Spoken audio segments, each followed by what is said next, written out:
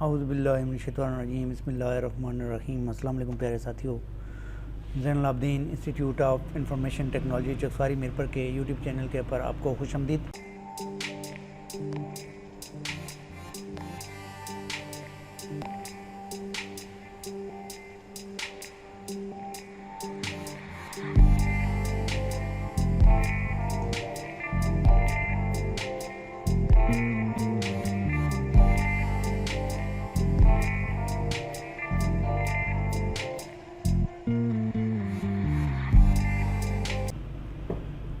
प्यारे साथियों, जैसा कि आपको मालूम है कि हमने PHP का कोर्स जो है वो भी तकरीबन ऑलमोस्ट कंप्लीट कर लिया है। थोड़े से कुछ ट्यूटोरियल रह गए हैं और उसके बाद माई सीक्वल का प्रोग्राम हम शुरू करने लगे हैं। और माई सीक्वल जो है ये क्या है?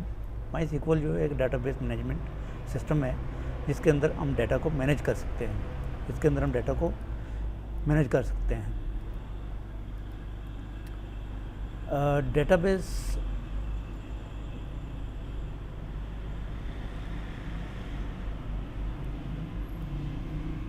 डाटाबेस क्या है?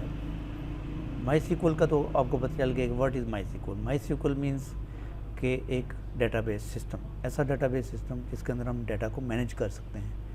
तो डाटाबेस क्या है? Database is a collection of data store in a format that can easily B accessed. Database एक तरीके का ऐसा ज़रिया है जिससे आप डाटा को इस फॉर्मेट में सेव कर सकते हैं जिससे उसे आसानी से आप दोबारा रीड कर सकें, अपडेट कर सकें और उसको डिलीट कर सकें। तो इसको कहते हैं डाटाबेस।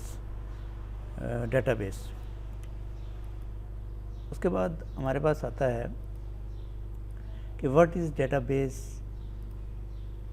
ये उसी के आगे है कि डाटाबेस आपको आप कैसे पहचानते हैं। जैसे इंटरनेट के ऊपर जब आप कभी फॉर्म फिल करते हैं या आप किसी भी किस्म का कोई चीज़ इंटरनेट के ऊपर फिल करते हैं तो उसके लिए आपके पास इस तरह का एक डाटाबेस होता है जिसके अंदर आप डाटा स्टोर करते हैं और वो डाटा आपके कंप्यूटर में या आपके सर्वर के ऊपर सेव हो रहा होता है। और जब भी आपने उसको देखना हो और उसको अपने अपडेट करना हो, डिलीट करना हो और रिट्रीव करना हो तो आप आसानी से उसको कर सकते हैं। जैसे यहाँ पे एक टेबल बना हुआ है और ये टेबल के फॉर्म में डाटा सेव होता है डाटाबेस के अंदर। जैसे आसफ़, नदीम, सना, रानी, नाजिम। तो अगर हमने सना का जो एज देखनी है, सना की एज तो 22 और इसका जेंडर फीमेल है और इसको अगर आपने अपडेट करना हो तो आप आसानी से इसको अपडेट कर सकते हैं।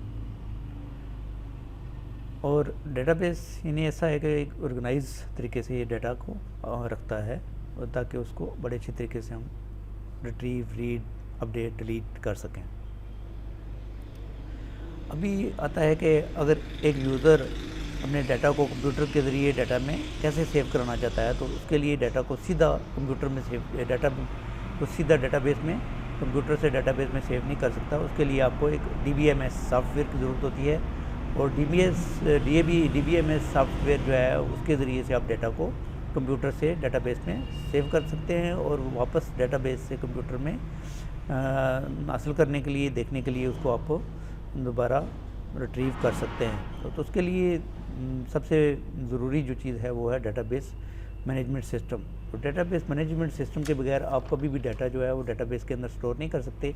इसलिए किसी न किसी डाटाबेस मैनेजमेंट सिस्टम को आपको यूज़ करना पड़ता है जिसके ज़रिए आप डाटाबेस के अंदर डाटा को डाटाबेस के अंदर आप स्टोर कर सकते हैं और स्टोर करने के बाद उसको वापस हासिल भी कर सकते हैं। उसके लिए तकरीबन दुनिया में जो सबसे मशहूर डाटाबेस हैं वो यहाँ पे 5 डाटाबेस हैं। ओरेकल सबसे पहले नंबर पर है, माई सीक्वल दूसरे नंबर पर है और MS SQL सर्वर तीसरे नंबर पर है, PostgreSQL चौथे नंबर पर है और MongoDB। ये मशहूर 5 जो सबसे ज़्यादा यूज़ होने वाले डाटाबेस मैनेजमेंट सिस्टम हैं वो यहाँ पे मैंने लिखे हैं। तो इनके ज़रिए हम इनमें से किसी भी एक डाटाबेस सॉफ्टवेयर को यूज़ करके हम अपने कंप्यूटर के ज़रिए डाटाबेस के अंदर अपने डाटा को स्टोर कर सकते हैं और फिर वहाँ से डाटा को रिट्रीव भी कर सकते हैं। उसके बाद आता है जी कि डाटा टाइप कितनी है डाटाबेस की, कितनी डाटा टाइप है। 2 टाइप हैं डाटाबेस की, एक रिलेशनल और एक नो सीक्वल। रिलेशनल डाटाबेस क्या होता है? रिलेशनल डेटाबेस के अंदर हम अपने डाटा को टेबल्स के अंदर स्टोर करते हैं और टेबल के अंदर स्टोर करके फिर उन टेबल्स को एक दूसरे के साथ लिंक कर देते हैं, और जब हम लिंक करते हैं तो इस वजह से ये डाटा एक रिलेशनल डेटाबेस कहलाता है, जिसमें हम रिलेशन बना देते हैं। और वो टेबल्स जैसे यहाँ पे सप्लायर है और प्रोडक्ट है, कैटेगरी है, तो ये सप्लायर, प्रोडक्ट और कैटेगरी जो है ये हम इसमें फिर कस्टमर है, ऑर्डर टेबल है, शिपिंग मेथड यानी एम्प्लॉई है, और ऑर्डर डिटेल है कि कस्टमर यहाँ पे सप्लायर आया, उसने चीज़ें दी प्रोडक्ट में कैटेगरी वाइज, और कस्टमर आया, उसने ऑर्डर किया और उस ऑर्डर को एम्प्लॉई ने पैक किया और उसकी गाड़ी में रख दिया, और उस ऑर्डर की डिटेल बनी और उसको बिल दिया और उसने बिल ले लिया। तो ये एक प्रोजेक्ट है जिस तरह हम डेटाबेस के अंदर बनाते हैं। तो आप इस तरह डेटाबेस के अंदर, रिलेशनल डेटाबेस के अंदर आप टेबल बनाते हैं और उनको एक दूसरे के साथ रिलेट कर देते हैं, रिलेशन कर देते हैं, जिसकी वजह से एक टाइम में आप सारे टेबलों में से जितनी भी चीज़ें आपको चाहिए आप उसको सर्च करके हासिल कर सकते हैं। MySQL जो है ये भी एक रिलेशनल डेटाबेस मैनेजमेंट सिस्टम है, तो इसको हम जो है वो इसके अंदर इसी तरह यूज़ करेंगे।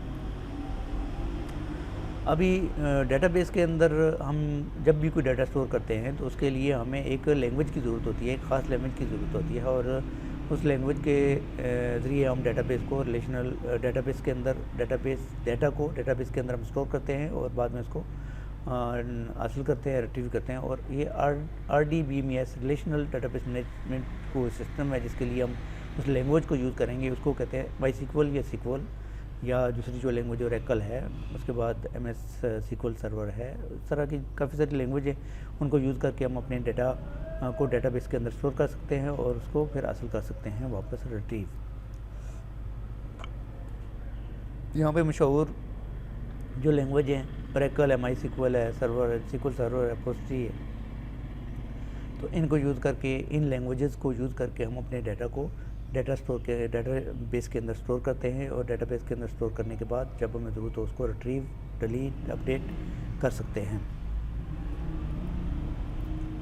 उसके बाद आता है कि NoSQL डेटाबेस क्या होता है। NoSQL डेटाबेस के अंदर टेबल की ज़रूरत नहीं होती है, बल्कि वो डेटाबेस हम एक डॉक्यूमेंट की सूरत में सेव करते हैं अपने कंप्यूटर के अंदर या सर्वर के ऊपर, और उसके अंदर टेबल नहीं होते हैं और रिलेशन भी नहीं होता है। तो इसके मिसाल MongoDB और रेडियस और कैसेंड्रा जो है एटसेट्रा, इस तरह के डेटाबेस जो हैं उनके अंदर डेटाबेस जो है वो डॉक्यूमेंट की फॉर्म में स्टोर होता है। अभी हम देखते हैं कि इसके एडवांटेजेस क्या हैं। क्रॉस प्लेटफॉर्म नंबर 1, इसका मतलब ये है कि हम MySQL जो है इसके क्या एडवांटेजेस हैं, फ़ायदे क्या हैं। MySQL को हम किसी भी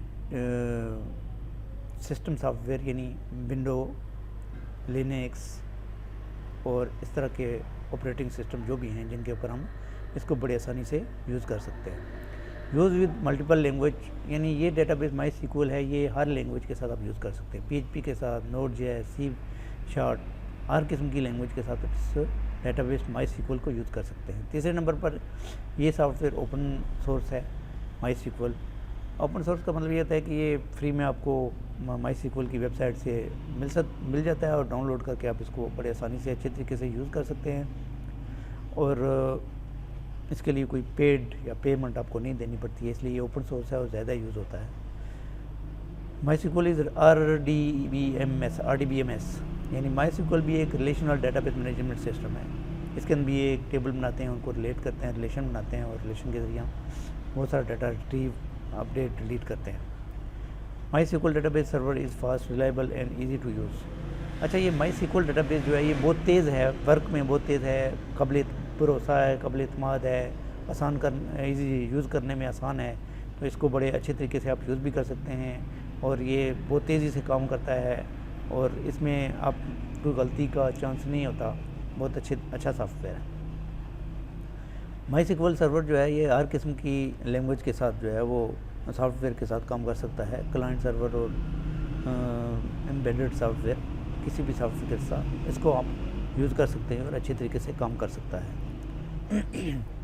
पॉपुलर वेबसाइट जो MySQL को यूज़ करती हैं, फेसबुक नंबर 1 दुनिया की सोशल वेबसाइट है, ये भी MySQL को यूज़ करती है। ट्विटर भी सोशल वेबसाइट है, नंबर 2 पे है, ये भी MySQL को यूज़ करते हैं। गूगल भी यूज़ करती है, विकिपीडिया, यूट्यूब जिसके ज़रिए आप ये वीडियो देख रहे हैं वहाँ पे भी ये डेटाबेस MySQL यूज़ होता है। फ्लिकर, पिंटरेस्ट, ये जितनी भी वेबसाइट हैं बड़ी बड़ी, ये वेबसाइट जो है वो डेटाबेस MySQL को यूज़ करती हैं।